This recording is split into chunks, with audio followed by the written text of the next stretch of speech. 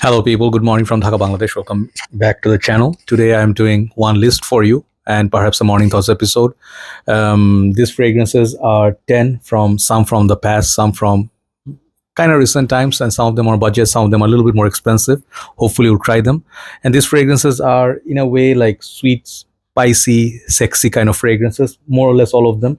Some of them are different than each other, but on more, like on most part, these fragrances are kind of sexy in that way that it has an edge, like not just typical sweetness overload. Okay, so when you see these fragrances, you'll recognize them and then you'll understand why they're here. They're sort of like a family. So I'll start with this first one, which I think is discontinued right now and from house of Agna or Aigner. This is called Agna Black. Okay, so I reviewed Agna Black and white, perhaps the blue one as well. I don't remember, but these fragrances are really nice. Okay, the bottle's very beautiful, and this is very underrated house. When I smell this one it's very beautiful. Okay, it reminds me kind of like Armani's Code, at the same time more spice. So it has a pepper note. In my humble opinion, it's spicy, dark, and also a little bit like masculine, like a serious affair. In the winter time, night time, I wore this. I'm not saying it's as sweet as Armani's Code. Armani's Code is a better fragrance by all means. It's a more brand, like like higher end fragrance, but this fragrance also has a leather note, which makes the fragrance a little bit sweet, not sweet, like dark, spicy, leathery texture. And it in the middle, it has the sweetness of Armani's Code. So if you're looking to wear something in the evening, you can try. And this is on the budget side. If you look for good deals, you can find this pretty much within $40-$45, and it's 125 ml bottle. Okay, these things are all important nowadays. Hardly any company gives you 125 ml in their bottle. Anyway, so the second one is cheaper than that. Okay, this is the cheapest in the list, and I'll tell you one thing. I saw the ad on Antonio Banderas page because I follow the actor, and he always posts his fragrance like the icon, this and that. His fragrance, this, that, and I sometimes see like if there's a review on it, but there was no review when I bought this perfume. I think I was the first one to review this. This is called the Secret Absolu. Okay, you can see the beautiful golden bottle. I actually have, as a matter of fact, 3 golden bottles. Okay, and I think it's raining outside, so my plan of going out for walk perhaps is halted for a while. Anyway, so this perfume in retail, this one actually is like $35 around. After discount and all that, I think it will come down to $30 or 20 something, $29. And this is not like, I will not say this is a beast mode perfume. Okay, I applied this, I reviewed this, and my review, I did say good things about it. It reminds me of fragrances like which are high-end designers. Okay, really nice mist. When I smell this one reminds me of Armani Code Absolu, that golden bottle. So it has that feel. Also has feel like 1 million, perhaps Elixir, some of the other ones. So Valentino Vumo, Born in Roma, these fragrances. This feels like those fizzy, kind of sweet, spicy, masculine perfume, but with charm. There's a nice mandarin note up top, I think. So this is a very beautiful fragrance if you're looking to buy something on the budget. Okay, if you don't have like a massive budget, big budget, this is pretty solid. This line is pretty solid. Just that, keep an atomizer or a decant with you to reapply every 3 hours. It will come back. Very beautiful fragrance. Only thing I wished about this perfume, it lasted longer. For this line, it does last, but it's not compatible with the other designers. But great fragrance nonetheless. If you're on the budget, man, I had to suggest this, the Secret Absolu by Antonio Banderas. Very beautiful bottle. So the next one, it's going to be that other golden bottle. This fragrance, I do not reach for that often. From this line, perhaps this fragrance would be like, if I really be honest with you, I actually wear the one EDT the most. Okay, I had the whole line, the one Gentleman, the one EDP Intense, whole line, and I reviewed, I think 6, 7, 8, perhaps the Sport, the one, only one. I don't even remember all the names, but this one is the one that nobody talks about. This is the one gold edition. Okay, I think this is more of a maybe limited time release. It's fingerprint magnet, like if you touch it gets dirty. So there's one for women, one for men. This fragrance, it really is underrated. Just like that, Secret Absolute, this one is sweet. It has a kind of like a blood orange grapefruit kind of note, and then it comes up with that spicy sage, perhaps there was cardamom, and this fragrance is very beautiful. It's like a little bit cold air. I got this in maybe November or December, so I wore this one day. It was really beautiful passing breeze, like this cool breeze of winter evenings. And some guy came to meet me in a tea stall. We have a lot of tea stalls, where you drink tea by the roadside. And this guy got whiff of my perfume and he said, "Brother, what you wearing? Really nice atomizer." Such a beautiful opening, man. First 2 hours, this perfume is magic. If you never tried it, give it a try. You might like this. It is sweet, spicy, woody oriental kind of fragrance, but not very oriental, like it goes very deep in, Middle Eastern style. But I would say this perfume is good. Very, very beautiful fragrance. If you want something like a sweet, sexy fragrance, I think the price would be actually now much better than what I bought it for. I paid full retail that time. Okay. The one gold edition, that is from Dolce& and Gabbana. So the next one is cheaper than Dolce& and Gabbana, but it always remains as one of my favorites. This is one of my good old buddies that I never ever will cheat on or get rid of or forget. I have this thing. From time to time I do tell you, if I have sentiment with something, okay, let's say a memory or certain things, let's say I had owned like different cars in my life, right?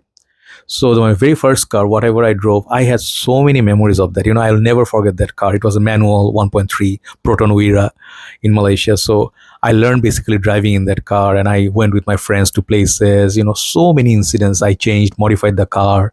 I had a MP3 player, CD player.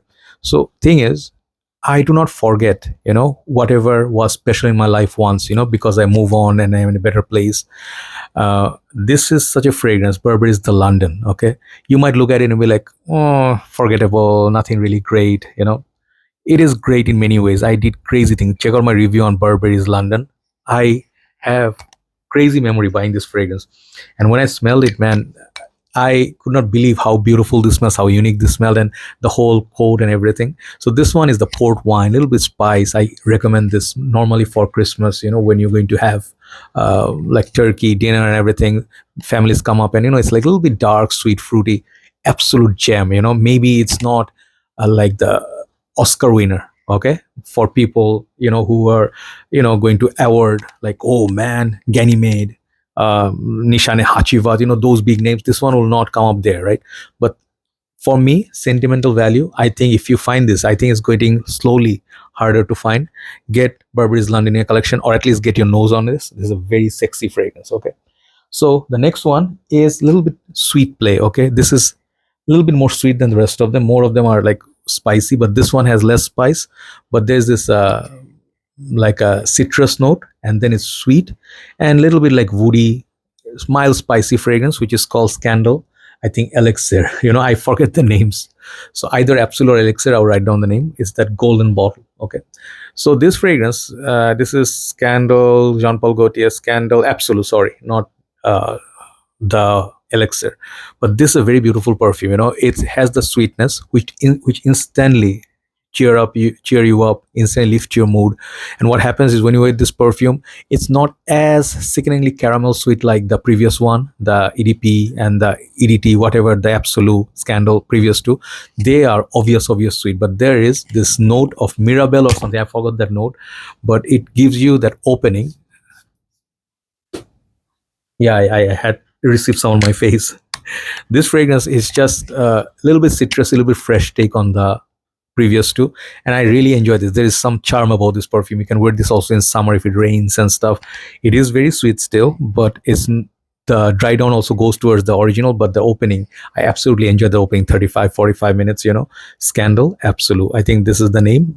Yeah, Absolu, great fragrance, great looking bottle, and very sexy. I think it can be in this list. Okay, let's go hit some with the sentimental purpose.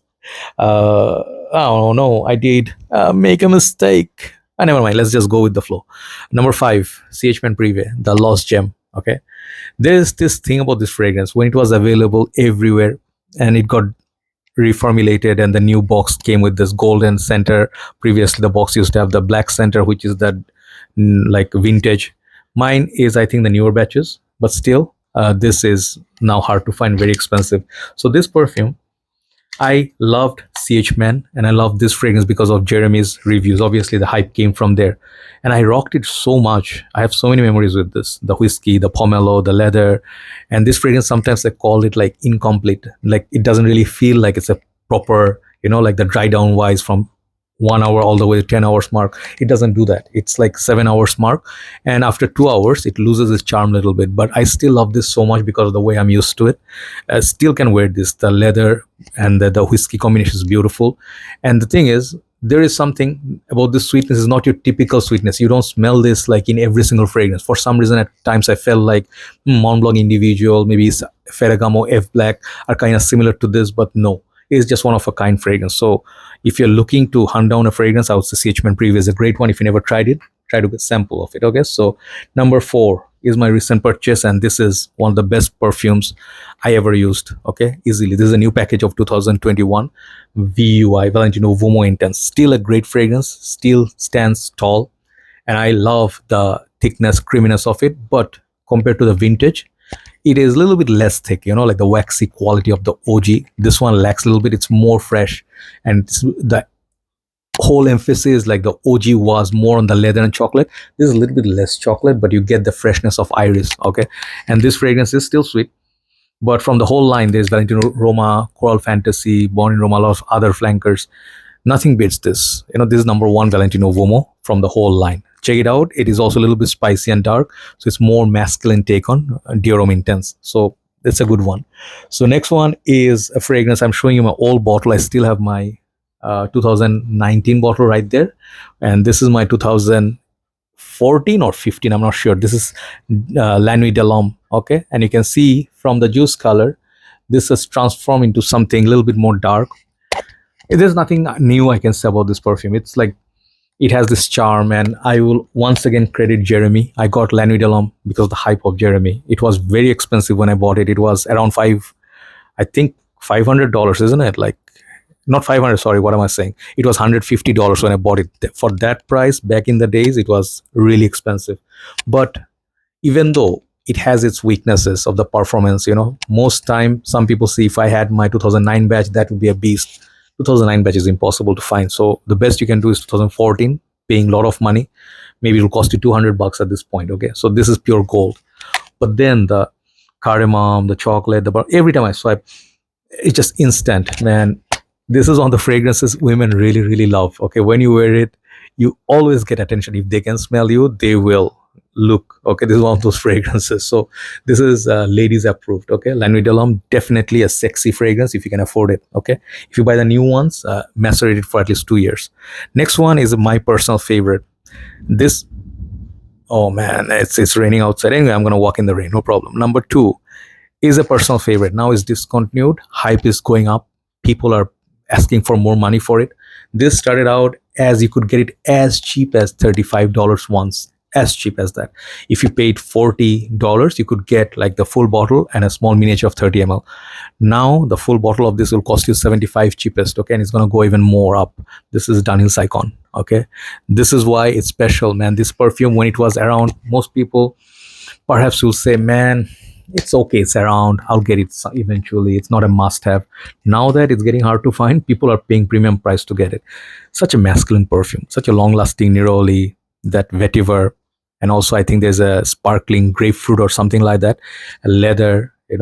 It is a very masculine fragrance. I prefer this way over Terre d'Hermes. It doesn't have the dirty orange vibe which TDH has. But Dunhill Icon, one of the best men's fragrances ever. Like James Bond would wear this any day in any of the movies in the daytime with a gray suit. Okay, so Dunhill Icon. The last one I'm going to show you, I picked it up because this is a woody, no, not woody spicy. It's a spicy kind of list. So I think this is the spiciest among all of them. And the name is literally there. It's like Spicebomb Extreme. I have a lot of experience, a lot of memories with this. Okay, only thing I don't like about these bottles are they're 90 ml. If they're 100, that would be beautiful, but it's okay.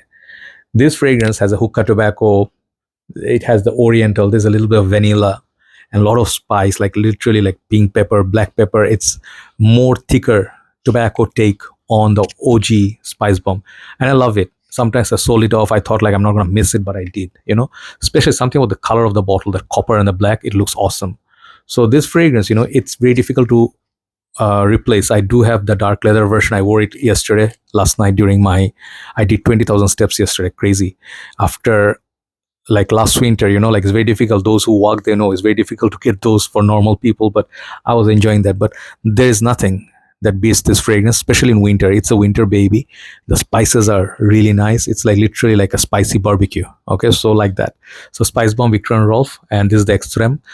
This is once used to be number one fragrance in fragrance committee, like by the fireplace, they were super hyped. But I would still say one of my good old memory fragrance, Spicebomb Extreme. So there you go, 10 sweet, spicy, sexy fragrance, whatever. I'll think of a title. Hopefully you'll enjoy that. And try before you buy. Do not no need to blind buy fragrances, okay? Because fragrances are subjective. You always can, dislike a fragrance that is liked by everybody. If it's super hype, doesn't mean it's going to work for you, right? But try before you buy. In that way, you'll know like if you want a full bottle or not. Thank you so much for watching. Take care and have a very nice day. Bye bye.